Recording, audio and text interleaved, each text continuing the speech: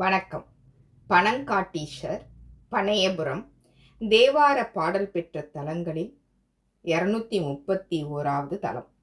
பனைமரத்தை தலமரமாக கொண்டது. பத்மதீர்த்தம் உடைய தலம். திருஞான சம்பந்தரால் தேவாரம் பாடல் பெற்ற தலம். நடுநாட்டு தலங்களில் ஒன்றான கோயில். புறவார் மணங்காட்டூர் என்ற புராண கால பெயரை பெற்ற ஊர். பின்னர் புறவார் பனங்காட்டூர் ஆனது. புறவார் என்றால் காடு என அர்த்தம். தற்போது பனையபுரம். வட்ட வடிவ ஆவுடையாரில் கிழக்கு பார்த்து இறைவன் அருள்கிறார். பனங்காட்டீசர் கண்ணமர்ந்த நாயனார், பறவை ஈஸ்வரமுடைய மகாதேவன், திருப்பனங்காட்டுடைய மகாதேவர் என இறைவனை அழைக்கின்றனர். கண் பார்வையை காப்பவராகவும் இத்தல இறைவன் இருக்கிறார். நேத்ரோதாரகேஸ்வர சுவாமியாக அருளுகிறார்.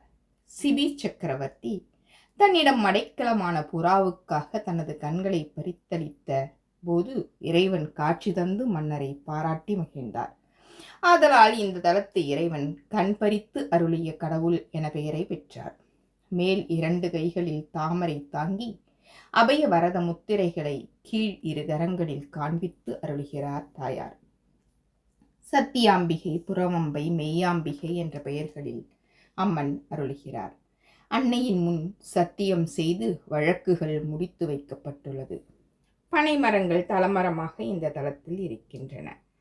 பனைமரத்தில் ஆண் பனை உயரமாகவும் பெண் பனை உயரம் குறைந்து தாழ்வாக இருப்பதையும் காணலாம்.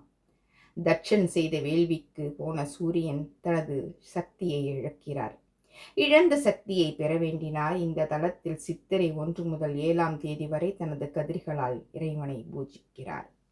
ஈசனின் சிரசிலிருந்து பாதம் நோக்கி சூரியனின் கதிர்கள் வருகின்றன. 1ஆம் ராஜேந்திர சோழனுக்கு பறவை என்ற நாட்டிய பெண் மீது காதல் ஏற்பட்டது. பறவை பனையபுரத்தில் வாழ்ந்தவர். பறவையை பெருமைப்படுத்தும் விதமாக பனையபுரம் கோவிலை புனர் நிர்மாணம் செய்தார். 1012 முதல் 1043 வரை ஆட்சி புரிந்த 1ஆம் ராஜேந்திர சோழன், அவரது மகன் 2ஆம் ராஜேந்திர சோழன், ஆதி ராஜேந்திரா, 1ஆம் குலோத்துங்கன், 1ஆம் ஜடாவர்மன் சுந்தரபாண்டியன், விக்கிரமபாண்டியன் மற்றும் பலருக்கு உரிய கல்வெட்டுக்கள் இவ்வாலயத்தில் உள்ளன. காலை 6 மணி முதல் 11 மணி வரையிலும் மற்றும் 4 மணி முதல் 8:30 வரையிலும் கோயில் திறந்திருக்கும். கும்பகோணத்தில் இருந்து 125 கிலோமீட்டர் தூரத்தில் பனையபுரம் இருக்கிறது. விக்கிரவாண்டி விழுப்புரம் சாலையில் விக்கிரவாண்டி டோல்கேட்டில் இருந்து 1 கிலோமீட்டர் தொலைவில் இருக்கிறது.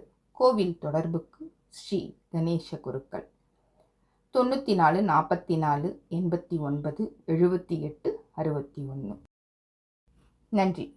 உங்களுக்கு பிடித்திருந்தால் லைக் பண்ணுங்கள், ஷேர் பண்ணுங்கள், கமெண்ட் பண்ணுங்கள், சப்ஸ்கிரைப் பண்ணுங்கள்.